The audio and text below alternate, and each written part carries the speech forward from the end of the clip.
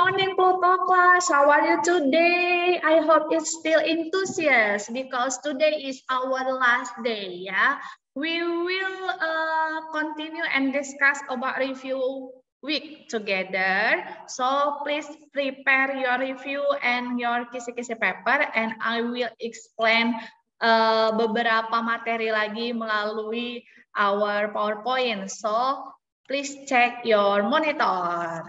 Nah, the first we start with food chains. Ini pasti masih ingat food chains itu atau rantai makanan adalah showing the flow of energy from producer to consumer. Producer itu masih ingat ya, producer itu yang bisa menghasilkan makanannya sendiri. Itu adalah plants.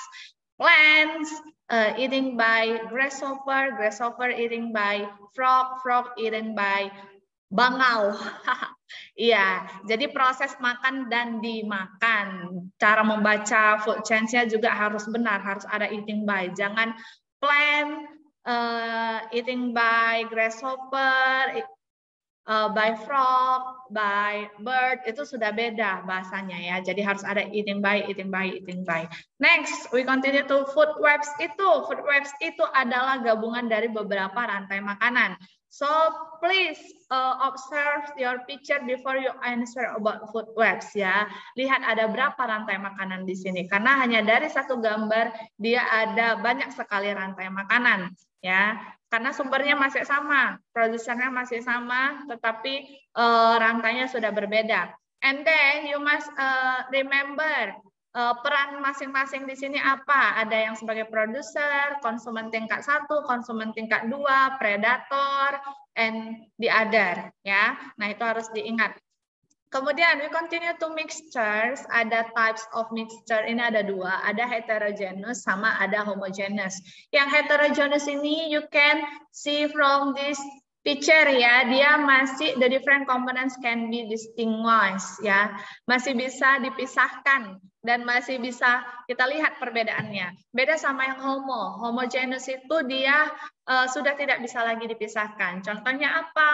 Oh, contohnya yang sweetie, air laut. Nah, itu tidak bisa kita bedakan antara air sama kandungan garamnya. Next, we continue to reversible and irreversible change. Yang reversible itu dia which can be undone. Ya, berbeda sama irreversible. Jadi yang reversible itu contohnya apa? Oh, melting, freezing, evaporating, condensing, dissolving. You already know melting itu from solid to liquid. Freezing itu from liquid to solid. How about evaporating, condensing? You already know. Okay.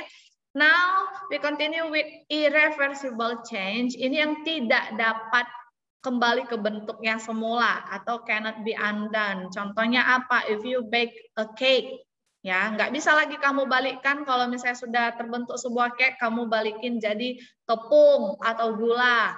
And then if you fry egg, and then ini metal roasting, kemudian mixing semen, ya paper burning, itu tidak bisa dikembalikan ke bentuknya semula. Itulah yang namanya irreversible change. Beda ya, tadi kalau reversible dia masih bisa kembali ke bentuk semula. Misalnya kalau es batu mencair masih bisa kita bekukan lagi. Nah, itu contohnya. Kemudian we continue to materials. Nah, materials ini have different properties. Contohnya apa? Ada yang hard, soft, transparent, ada yang opaque, ada yang strong, flexible. Nah, you already know. Misalnya, if I have plastic, how about the properties of this plastic? Oh, okay, dia transparan. Dia kuat, kaku. Nah, begitu ya. And then we continue to physical and chemical change. You can read from this PowerPoint what is the meaning of physical change. Kemudian yang physical itu usually reversible, kalau chemical dia irreversible. Kemudian yang physical dia new product form, kalau yang chemical dia sama juga. Yang chemical dia yang terbentuk produk baru, tapi yang physical tidak. Nah, you can read from this PowerPoint. Next, we continue to water cycle.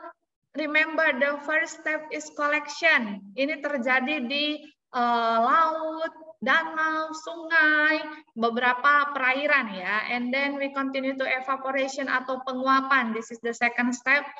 From liquid to gases.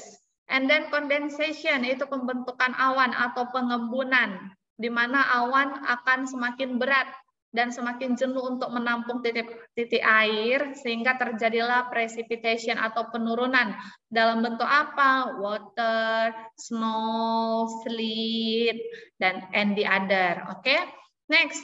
Nah, this is impact of water cycle to our earth and living things. The first is ensuring a continuous supply of fresh water. Ini you already know berapa kandungan fresh water dalam dunia ini sebenarnya. Next, cooling the air on the earth, ya, melalui hujan, snow-nya, sleet-nya. Kemudian shaping the earth surface, membentuk permukaan bumi. Ini terhubung dengan soil erosion juga. Nah, that's all our review about final exam. Now we will continue to discuss about kisi-kisi. So please answer one by one. Thank you for watching. Bye-bye. God bless you.